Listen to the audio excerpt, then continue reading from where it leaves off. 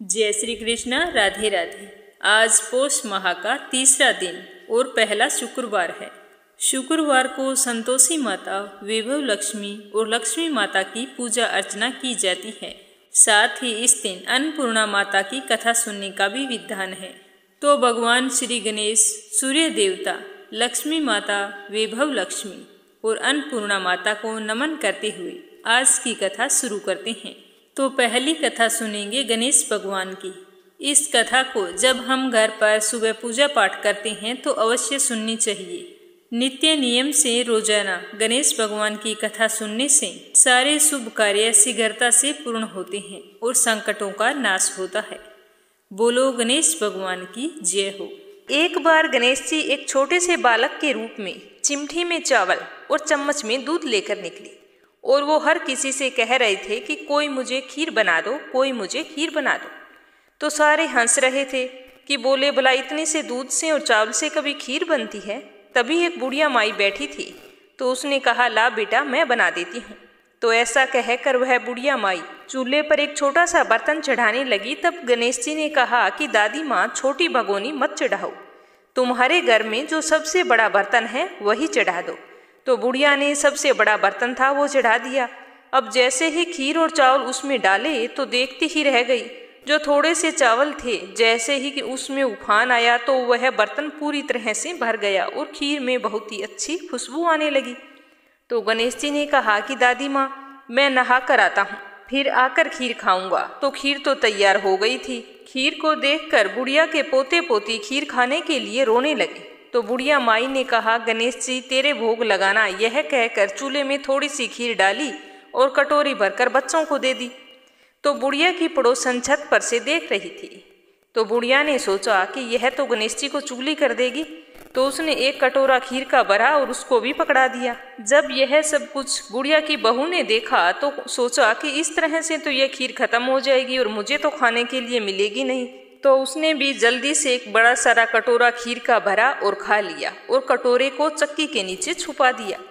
गणेश जी तो अभी आए नहीं थे तो बुढ़िया को भी भूख लगी थी। तो उसने भी एक कटोरा खीर का भरा और किवाड़ के पीछे बैठकर एक बार फिर से कहने लगी कि गणेश जी आपको भोग लगे, कहकर खाना शुरू कर दिया। तभी गणेश जी आ गए। तो बुढ़िया ने गणेश जी को देखते ही कहा कि आजा रे गणेश या खीर खा ले, मैं तो तेरी ही राह देख रही थी। तो गणेश जी ने कहा कि दादी माँ, मैंने तो खीर पहले ही खा ली। तो बुढ़िया ने कहा, कब खाई? तो गणेश जी ने कहा, जब तेरे पोता पोती ने खीर खाई तब मैंने खाई, जब तेरी पड़ोसन ने खीर खाई तब भी मैंने खाई, और जब तेरी बहू ने खीर खाई तब भी खाई, और अब जब तुम खीर खा रही है तो मेरा पेट तो पूरी तरह से भर गया है। बुढ़िया माई, तूने तो मेरा नाम लेकर भोग तो लगाया, तेरी बहू ने तो वो भी नहीं लगाया।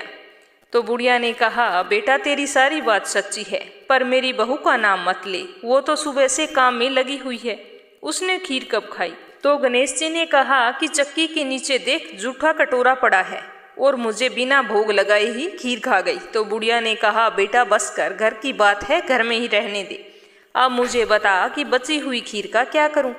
तो गणेश जी ने कहा कि पूरे नगर को न्योता दे दो और भोजन करवा दो। तो बुढ़िया ने पूरी नगरी को भोजन करवा दिया, फिर भी वो बर्तन पूरा ही भरा था। धीरे धीरे यह खबर राजा तक पहुंच गई। तो राजा ने उस बर्तन को महल में मंगवा लिया और बुढ़िया से कहा कि बुढ़िया, तेरे घर ऐसे बर्तन का क्या काम? ऐसा बर्तन तो राजमहल में अच्छा लगता है। तो बुढ़िया ने कहा कि ठीक है राजा जी, आप ले लो। तो राजा ने खीर का बर्तन महल में जैसे ही रखा, रखते ही खीर में कीड़े मकोड़े बिच्छू पैदा हो गए और खीर में बहुत बुरी तरह से दुर्गंध आने लगी। तो यह देखकर राजा ने बुढ़िया को बुलाया और कहा कि बुढ़िया, ये बर्तन ले जा, जा मैंने तुमको दिया। तो बुढ़िया ने कहा कि राजा, अगर आप देते तो पहले देते, यह तो बर्तन मुझे मेरे गणेश जी ने दिया है। तो बुढ़िया ने बर्तन वापस उठाया और अपने झोंपड़े में ले गई। तो उसके झोंपड़े में आते ही खीर तो सुगंधित हो गई, सारे बिच्छू कांकड़े सब गायब हो गए। तो बुढ़िया ने गणेश जी से कहा कि गणेश जी, अब मैं बची हुई खीर का क्या करूं? तो गणेश जी ने कहा कि झोंपड़ी के कोने में खड्डा खोदकर गाड़ दो, उसी जगह सुबह उठकर वापस खोदोगी तो धन के 2 घड़े भरे हुए तुम्हें मिलेंगे। ऐसा कहकर गणेश जी तो अंतर्ध्यान हो गए और जाते समय झोंपड़ी के लात मार गए। तो लात मारते ही झोंपड़ी के स्थान पर महल खड़ा हो गया। सुबह जल्दी ही बहू ने फावड़ा लिया और जहाँ पर खीर दबाई थी उस जगह को खोद दिया, लेकिन बहू को तो कुछ भी नहीं मिला। तो बहू अपनी सास से कहने लगी कि सासू जी, थारो गणेश जी तो झूठो है। तो सासू ने कहा, बहू मारो गणेश झूठो नहीं है, ला मैं देखती हूँ। तो वह फावड़ा लेकर देखने लगी तो टन टन करते हुए 2 घड़े धन के भरे हुए निकल आई। तो बहू ने कहा, सासू जी गणेश जी तो साचो है, मैं ही झूठी हूँ। तो सास ने कहा कि गणेश जी तो भावनाओं का भूखा है। यह कहकर बुढ़िया ने जोर से कहा कि बोलो गणेश गजानन की जय हो। हे गणेश जी, जैसा आपने बुढ़िया को दिया वैसा सबको देना, जैसा राजा को दिया वैसा किसी को ना देना। अगली कहानी अपने सुनेंगे संतोषी माता की। संतोषी माता की जय हो। एक बुढ़िया थी, उसके 7 पुत्र थे। 6 कमाने वाले थे और 1 निकम्मा था। वह कोई भी काम काज नहीं करता था। बुढ़िया माँ जब 6 पुत्रों की रसोई बनाती तो उन्हें बड़े प्यार से भोजन कराती। उसके पीछे जो भी उनकी जूठन बचती उसको इकट्ठा करके 7वें बेटे को दे देती, परंतु वह तो भोला भाला था, मन में कोई भी विचार नहीं करता। एक दिन वह अपनी बहू से बोला कि देखो मेरी माता का मुझ पर कितना प्रेम है, मुझे कितने प्यार से खाना खिलाती है। तो उसकी बहू बोली, हाँ हाँ क्यों नहीं, सबका जूठा बचा हुआ जो तुम्हें खिलाती है। तो वह बोला कि ऐसा कभी नहीं हो सकता, मेरी माँ ऐसा नहीं करती। तो उसकी पत्नी बोली कि तुम्हारी माँ तो ऐसे ही करती है। तो वह बोला कि जब तक मैं अपनी आंखों से ना देख लूँ मैं मान नहीं सकता। तो बहू ने हंसकर कहा कि जब आंखों से देख लोगे तब तो मानोगे। कुछ समय बाद एक बड़ा त्योहार आया। घर में 7 प्रकार के भोजन और चूरमा के लड्डू बने। वह यह देखने के लिए सिर दर्द का बहाना बनाकर रसोई में पतला कपड़ा ओढ़कर सो गया और कपड़े में से सब कुछ देख रहा था। एक एक करके उसके 6 भाई भोजन करने के लिए आए तो उसने देखा कि माँ ने उनके लिए सुंदर सुंदर आसन बिछाए हैं, 7 प्रकार की रसोई परोसी है और बड़े ही आग्रह से उन्हें भोजन करवा रही है। वह चुपचाप देखता रहा। जब सारे भाई भोजन करके चले गए तब उसकी माँ ने उन जूठी थालियों में से सारी जूठन को इकट्ठा किया और एक बड़ा सारा लड्डू बनाया। जूठन साफ करके बुढ़िया ने अपने बेटे को पुकारा और कहा कि बेटा खड़ा हो जा, भोजन कर ले। देख तेरे सारे भाई भोजन कर गए हैं, अब तू ही बाकी बचा है। उठना, भोजन कब करेगा, तुझे भूख लगी होगी। तो माँ की बात सुनकर वह कहने लगा कि माँ मुझे भूख नहीं है, मुझे भोजन नहीं करना, मैं परदेश जा रहा हूँ। तो माँ ने कहा कि कल जाता आज ही चला जा। तो वह बोला कि हाँ हाँ आज ही जा रहा हूँ। यह कहकर वो घर से निकल गया। चलते चलते उसे अपनी बहू की याद आई। वह गौशाला में कंडे थाप रही थी।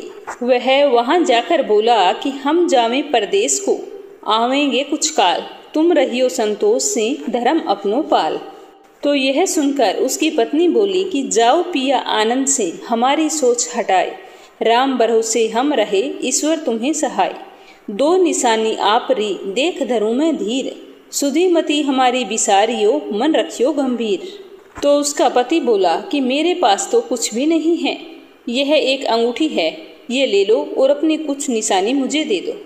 तो उसकी पत्नी बोली कि मेरे पास क्या है, मेरे पास तो यह गोबर से भरा हुआ हाथ है। यह कहकर उसने अपने पति की पीठ पर गोबर की थाप मार दी और उसका पति वहां से चल दिया। चलते चलते दूर देश पहुंचा। वहां एक साहूकार की दुकान थी। वहां जाकर वह कहने लगा कि भाई मुझे नौकरी पर रख लो। तो साहूकार को तो जरूरत थी नौकर की, वो बोला कि रह जा। तो उस लड़के ने पूछा कि तनख्वाह क्या दोगे। तो साहूकार ने कहा कि काम देखकर दाम मिलेंगे। तो साहूकार की दुकान पर उसे नौकरी मिल गई। वह सुबह 7 बजे से शाम को 10 बजे तक नौकरी पर जाने लगा। कुछ ही दिनों में दुकान का सारा लेन देन, हिसाब किताब, ग्राहकों को माल बेचना, सारा काम करने लगा। साहूकार के 7-8 नौकर थे, वे सारे चक्कर खाने लगे। सेठ ने भी उसके काम को देखा और सोचा कि यह तो काफी होशियार है, अकेला ही सारे काम को संभाल लेता है। तो उसने 3 महीने में उसे आधे मुनाफे का हिस्सेदार बना लिया और वह कुछ ही वर्ष में नामी सेठ बन गया। सेठ जी उसके काम से बहुत ही खुश रहते थे। वे उसे अपने बेटे की तरह मानते थे। एक बार उस पर सारा कारोबार छोड़कर खुद तीर्थ यात्रा पर चले गए। लेकिन जिस दिन से वह अपना घर छोड़कर आया था तो उसकी पत्नी को सास ससुर बहुत ही दुख देने लगे थे। सारी गृहस्थी का काम उसी से करवाते थे और जंगल में उसे लकड़ी लाने के लिए भेजते थे। इसी बीच घर में आटे से जो भूसी निकलती थी उसकी रोटी बनाकर रख दी जाती थी और एक फूटे हुए नारियल की नरेली में पानी रख दिया जाता था। सारा दिन जी तोड़ मेहनत करके बेचारी बहू उन रूखी सूखी भूसी की रोटियों को और नारियल की नरेली में जो पानी होता था उसी से अपना गुजारा कर लेती। उसके दिन बड़े ही कष्टपूर्वक व्यतीत हो रहे थे। एक दिन की बात है, वह लकड़ी लेने जा रही थी तो रास्ते में बहुत सी महिलाएं संतोषी माता का व्रत करते हुए दिखाई दी। तो वह वहां पर खड़ी होकर कथा सुनने लगी।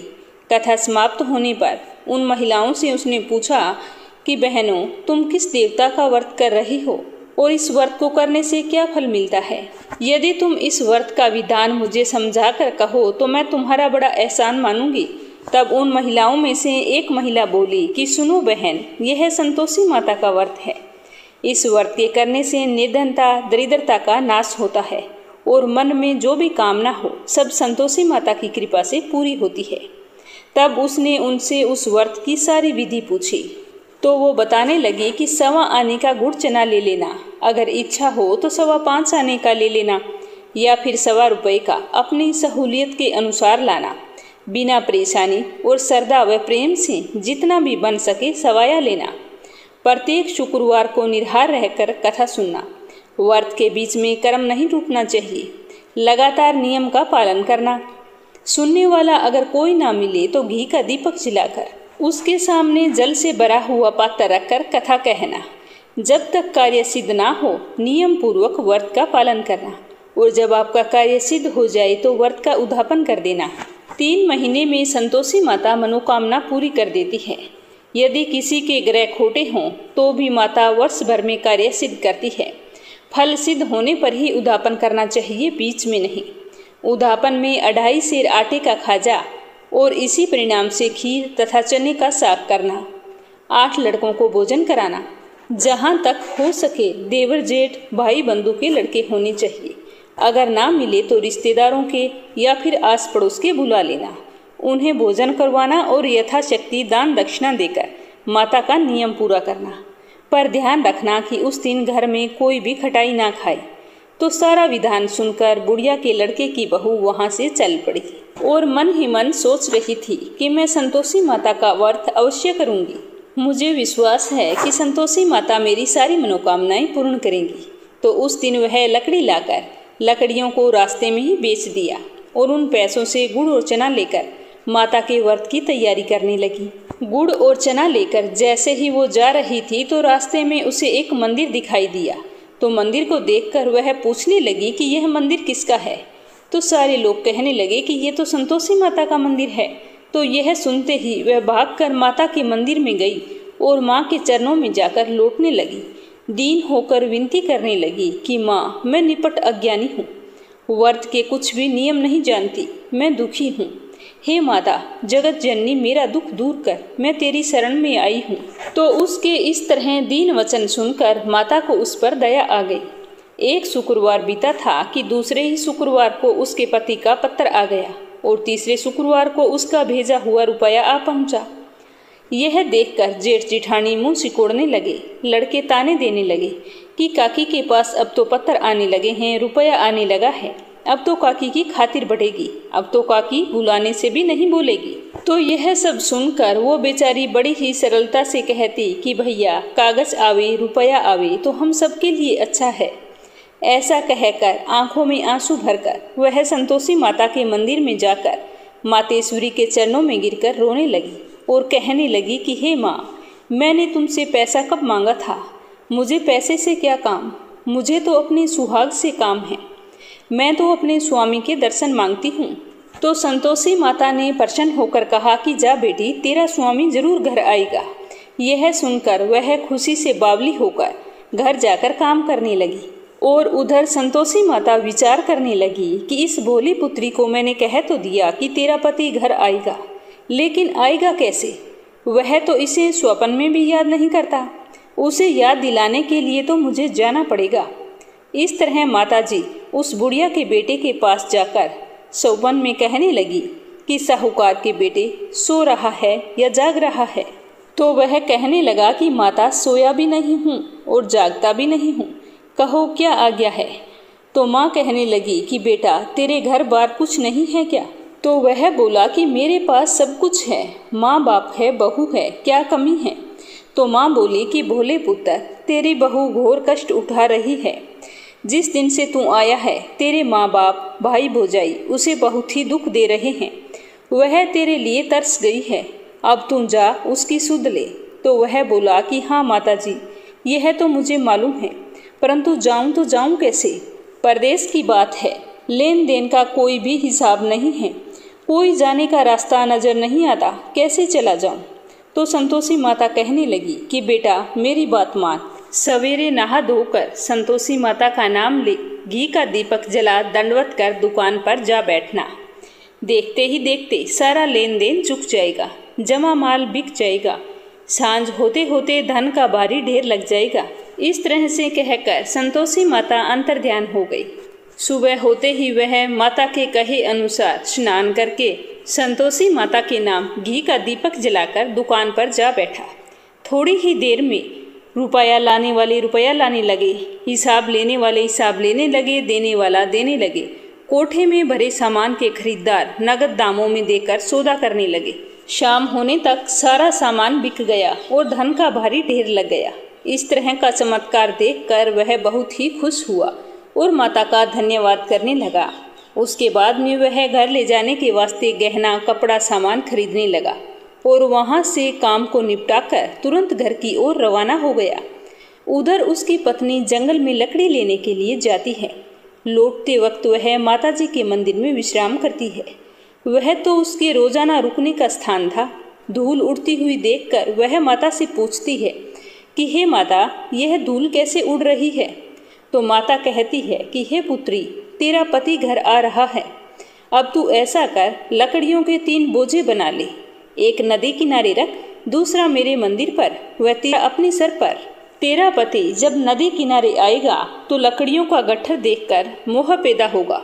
वह यहाँ पर रुकेगा, नाश्ता पानी खाकर माँ से मिलने जाएगा। तब तू लकड़ियों का बोझ उठाकर जाना और चौक में डालकर जोर से आवाज लगाना कि लो सासू जी, लकड़ियों का गट्ठर लो, भूसी की रोटी दो और फूटे नारियल की नरेली में पानी दो। इतना कहकर फिर बोला कि माँ, आज मेहमान कौन आया है। तो वह संतोषी माता से बहुत अच्छा कहकर प्रसन्न मन से लकड़ियों के 3 गट्ठर बनाकर लाई। एक नदी किनारे रखा और एक माताजी के मंदिर पर रख दिया। इतने में वहां पर एक मुसाफिर आ पहुंचा। सूखी लकड़ी देखकर उसकी इच्छा हुई कि यहीं पर विश्राम करूं और भोजन बनाकर खा पीकर गांव को जाऊं। इसी तरह सोचकर वह वहां पर रुक गया, भोजन बनाया, विश्राम करके शाम को गांव को गया। सबसे बड़े प्रेम से मिला। उसी समय सिर पर लकड़ी का गट्ठर लिए हुए वह उतावली सी आती है और लकड़ियों का भारी बोझा आंगन में डालकर जोर से 3 आवाजें देती है कि लो सासू जी, लकड़ियों का गट्ठर लो, भूसी की रोटी दो, फूटी नारियल की नरेली में पानी दो।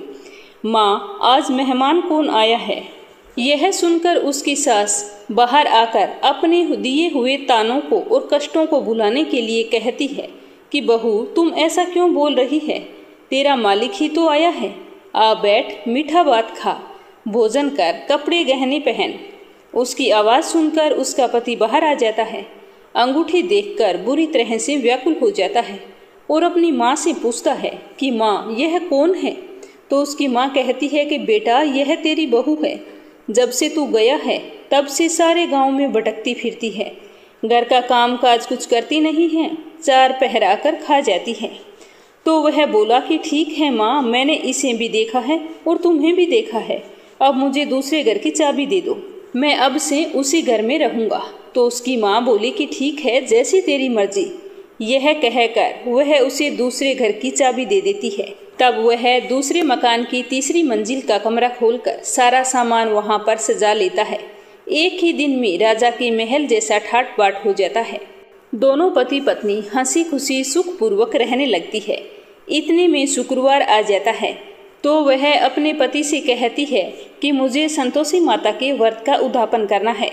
तो उसका पति कहता है कि खुशी से कर लो। तो यह सुन वह बड़ी ही खुशी से संतोषी माता के व्रत के उद्यापन की तैयारी करने लगी।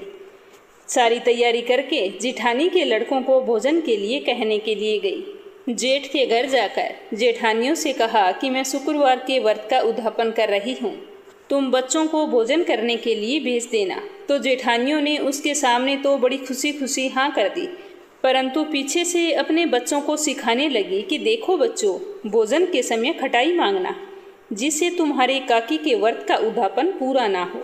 तो बच्चों ने कहा ठीक है। उद्यापन का दिन आया, लड़के भोजन करने के लिए अपने काका के घर आए तो वहाँ पर बड़ी ही श्रद्धापूर्वक विधि विधान से संतोषी माता की पूजा की गई और व्रत कथा भी सुनी। व्रत कथा समाप्त होने पर बहू ने संतोषी माता से कहा कि हे माँ, मेरी मनोकामना पूर्ण हो गई है। आज मैं आपके इस व्रत का उद्यापन कर रही हूँ, कोई गलती हो गई हो तो क्षमा करना। पूजा पाठ समाप्त होने पर बच्चों को भोजन परोसा गया। जैसे ही खीर परोसी तो पेट भर खीर खाई और बाद में कहने लगे कि हमें तो काकी खटाई दो, खीर खाना हमको नहीं भाता, आपने डाल दी इसीलिए हमने खा ली, परंतु हमें तो अरुचि हो रही है, मेरा तो मन घबरा रहा है। तो वह कहने लगी कि बेटा, खटाई तो किसी को नहीं दी जाएगी, यह तो संतोषी माता का प्रसाद है। तो वो सारे लड़के उठकर खड़े हो गए और बोले कि पैसा लाओ, अगर खटाई नहीं दे सकती तो काकी कुछ पैसे ला कर दो। तो बोली बहू थी, जानती कुछ थी नहीं, तो उसने अज्ञानतावश उन्हें पैसे दे दिए। तो पैसे लेकर वो लड़के सीधे दुकान पर गए और वहाँ से जाकर इमली ले आए और उसी समय खाने लगे। यह देखकर माता बहुत ही क्रोधित हुई और उसने बहू पर कोप किया। माता के कोपवश राजा के दूत उसी समय आकर उसके पति को पकड़ कर ले गए। जेठ जेठानी तरह तरह के कठोर वचन कहने लगे कि लूट लाट कर धन लाया था, अब सब मालूम पड़ जाएगा जब जेल की मार खाएगा। तो यह सुनकर बहू से ये वचन सहन नहीं हुए और वह रोती हुई माताजी के मंदिर गई और कहने लगी कि हे माता, तूने ये क्या किया, हंसाकर अब मुझे क्यों रुला दिया। तो माता बोली कि बेटी, तूने मेरा उद्यापन करके मेरा व्रत भंग किया है। तो वह कहने लगी कि माँ, मैंने कोई अपराध नहीं किया है, मैंने तो भूल से लड़कों को पैसे दे दिए थे, मुझे क्या पता था कि वो खटाई लाकर खाएंगे। हे माता, मुझे क्षमा करो, मैं फिर से तुम्हारा उद्यापन करूंगी। तो माँ बोली कि ठीक है बेटा, अब की बार भूल मत करना। तो वह बोली कि माँ, अब की बार भूल नहीं होगी, पर तुम मुझे ये बताओ कि मेरे पति आएंगे कैसे। तो संतोषी माता बोली कि जा पुत्री, तेरा पति तुझे रास्ते में आता ही मिलेगा। तो यह सुनकर वह बड़ी ही खुशी से घर की ओर चल पड़ी। रास्ते में उसका पति आता हुआ दिखाई दिया तो उसने पूछा कि आप कहाँ चले गए थे। तो उसका पति कहने लगा कि इतना धन जो कमाया था उसका टैक्स राजा ने मांगा था, वही भरने के लिए गया था, चलो अब घर चलते हैं। तो वह प्रसन्न होकर बोली कि भला हुआ जो आप आ गए। कुछ दिन बाद में फिर से शुक्रवार का दिन आया तो वह अपने पति से बोली कि मुझे माता का उद्यापन फिर से करना है। तो उसके पति ने कहा कि खुशी से करो। बहू फिर से जेठ के लड़कों को भोजन को कहने को गई। जेठानी ने एक दो बातें सुनाई और सब लड़कों को सिखाने लगी कि अब की बार तुम ऐसा करना, भोजन करने से पहले ही खटाई मांग लेना। तो उद्यापन का दिन आया, लड़के भोजन करने लगे तो कहने लगे कि काकी, हमें पहले खटाई चाहिए, उसके बाद में हम खीर खाएंगे, अगर खटाई नहीं खाई तो हमारा तो जी बिगड़ता है।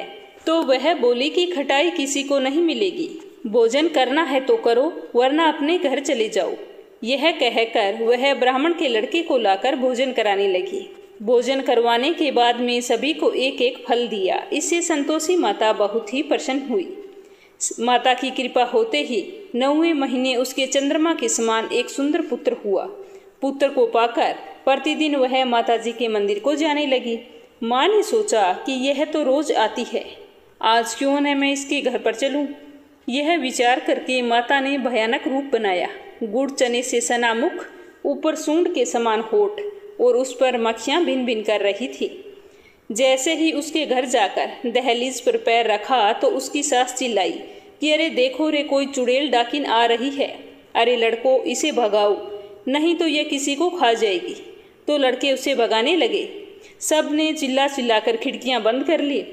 बहू रोशनदान में से देख रही थी तो वह माता को देखते ही चिल्लाने लगी कि आज मेरी माता मेरे घर पर आई है, और वह अपने बच्चे को दूध पीने से हटाती है और भाग पड़ती है। इतने में उसकी सास का क्रोध फट पड़ता है। वह कहती है कि इतनी भी क्या उतावली हो गई जो बच्चे को ही पटक दिया। इतने में माँ के प्रताप से वहाँ पर लड़के ही लड़के नजर आने लगते हैं। तो सासू की बात सुनकर बहू कहती है कि माँ, मैं जिसका व्रत करती हूँ वो यही संतोषी माता है। मुझे सब कुछ संतोषी माता की कृपा से प्राप्त हुआ है। तो यह सुनकर सभी ने माता के चरण पकड़ लिए और विनती करके कहने लगे कि हे माँ, हम मूर्ख हैं, अज्ञानी हैं, हम तुम्हारे व्रत की विधि नहीं जानते, इसीलिए तुम्हारा व्रत भंग कर दिया। हमसे बहुत ही बड़ा अपराध हो गया है। हे जगत जननी माता, आप हमारा अपराध क्षमा करो। इस प्रकार उन सबके क्षमा मांगने पर माता प्रसन्न हुई और सभी को आशीर्वाद देते हुए वापस चली गई। हे संतोषी माता, जैसा आपने बहू को फल दिया वैसा सबको देना। जो आपकी कथा पढ़े, व्रत करे, उसका मनोरथ पूर्ण करना। बोलो संतोषी माता की जय हो। अब एक कहानी सुनेंगे माता अन्नपूर्णा की। इस कथा को शुक्रवार के दिन सुनने से घर में अन्न धन की कभी भी कमी नहीं आती। बोलिए अन्नपूर्णा माता की जय हो। दूसरी कहानी, बोलो अन्नपूर्णा माता की जय हो। एक समय की बात है, काशी में धनंजय नाम का एक आदमी रहता था। उसकी पत्नी का नाम था सुलक्षणा।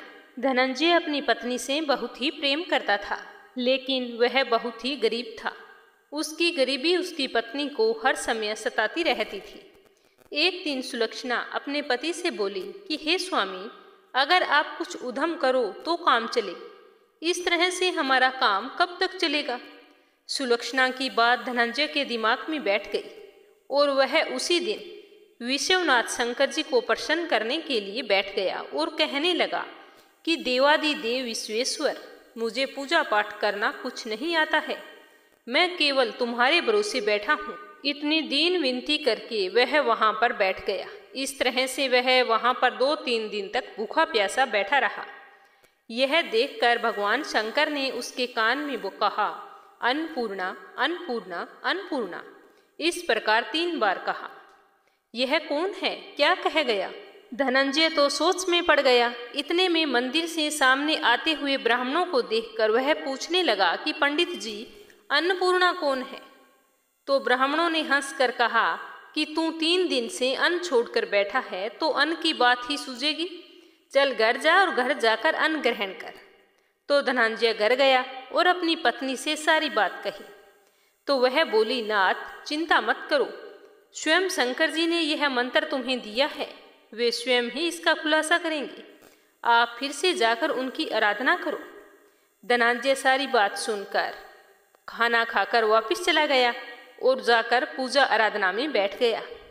आधी रात्रि को शंकर जी ने आज्ञा दी कि तुम पूर्व दिशा में चला जा। वह अन्नपूर्णा का नाम जपता जाता और रास्ते में फल खाता जाता, झरनों का पानी पीता जाता। इस प्रकार चलते चलते कई दिन बीत। एक दिन उसे चांदी की तरह चमकता हुआ वन दिखाई दिया। उसके अंदर एक सुंदर सा सरोवर था। सरोवर के किनारे कितनी ही अप्सराएं झुंड बनाकर बैठी थी। एक कथा कह रही थी और बाकी सारी अन्नपूर्णा माँ अन्नपूर्णा इस तरह से बार बार बोल रही थी। यह अगहन मास की उजेली रात्रि थी और आज से ही व्रत का प्रारंभ होना था। जिस शब्द की खोज करने के लिए वह घर से निकला था, वह शब्द उसे वहां सुनने को मिल गया। तो धनंजय उसके पास गया और पूछा कि हे देवियों, आप यह क्या कर रही हो? तो उन सब ने कहा कि हम माँ अन्नपूर्णा का व्रत करती हैं।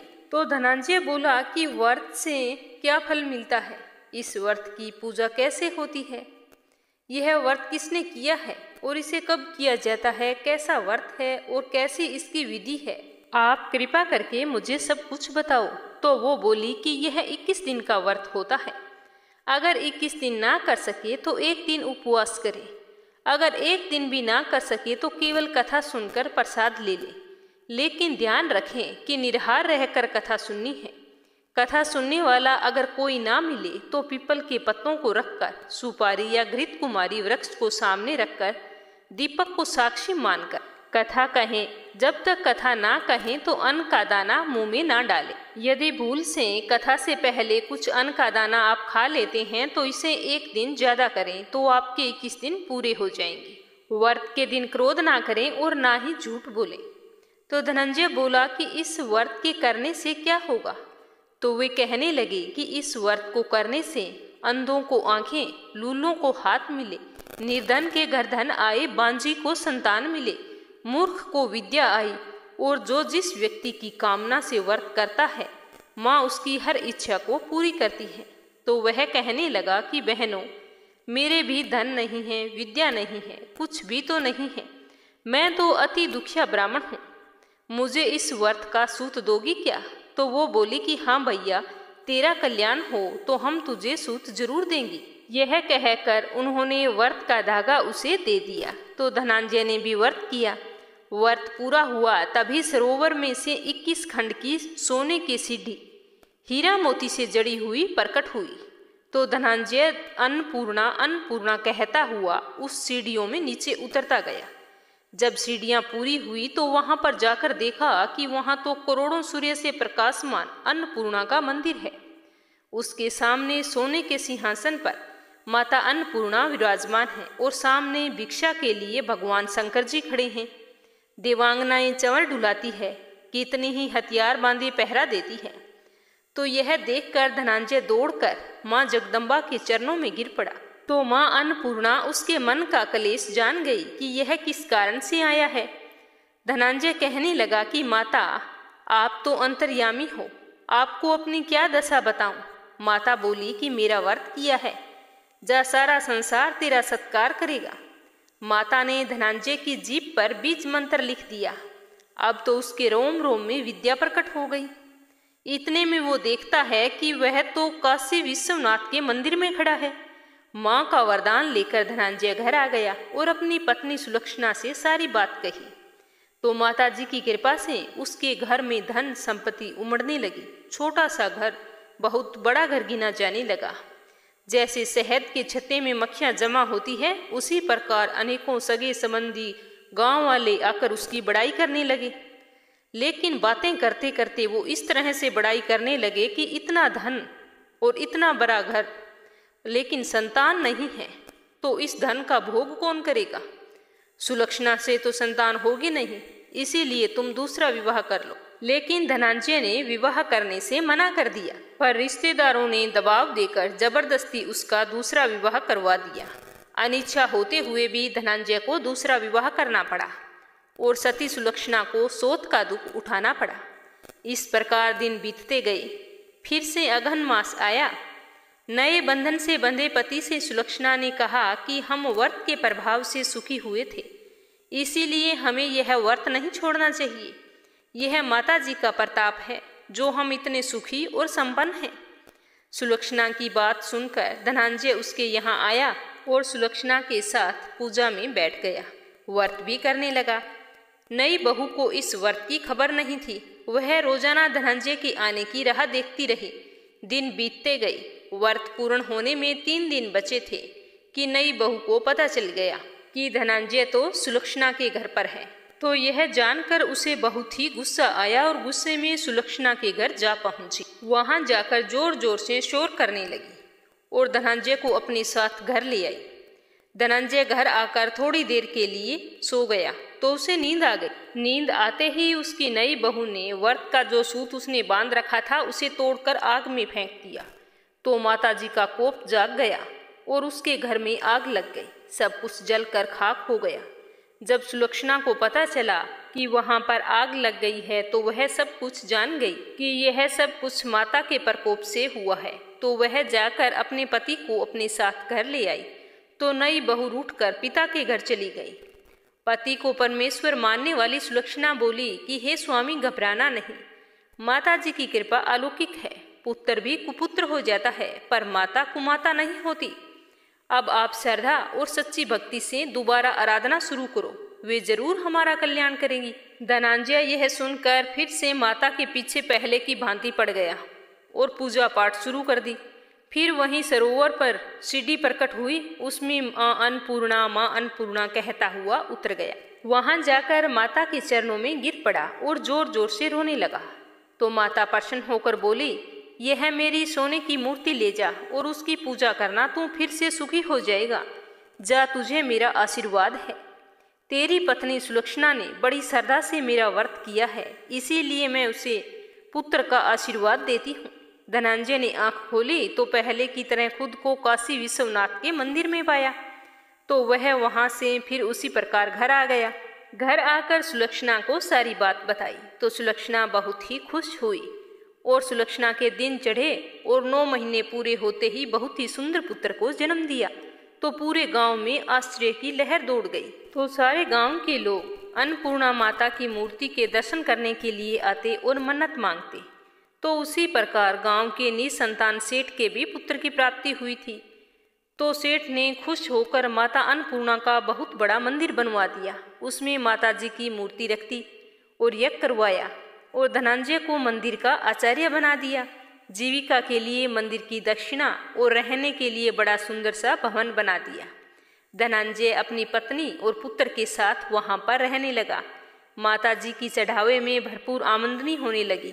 उधर नई बहू के पिता के घर डाका पड़ा, सब कुछ लूट गया और वे भीख मांगकर पेट भरने लगे। जब यह बात सुलक्षणा को पता चली तो उसने उन्हें बुलाने के लिए अपना आदमी भेजा और उन्हें अलग से घर दिया और अन्न धन वस्त्र का वहां पर अच्छे से प्रबंध कर दिया।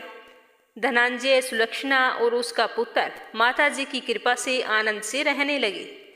हे अन्नपूर्णा माता, जैसे आपने इनके भंडार भरे वैसे सबके भरना। बोलो अन्नपूर्णा माता की जय हो। श्रद्धा पूर्वक सारी कथाएं सुनने के लिए आप सभी का बहुत बहुत धन्यवाद। कमेंट बॉक्स में माता रानी का जयकारा अवश्य लगाना। आपकी सारी मनोकामनाएं पूर्ण हो। आप सदा सर्वदा सुखी रहें, संपन्न रहें। जय श्री कृष्णा। राधे राधे।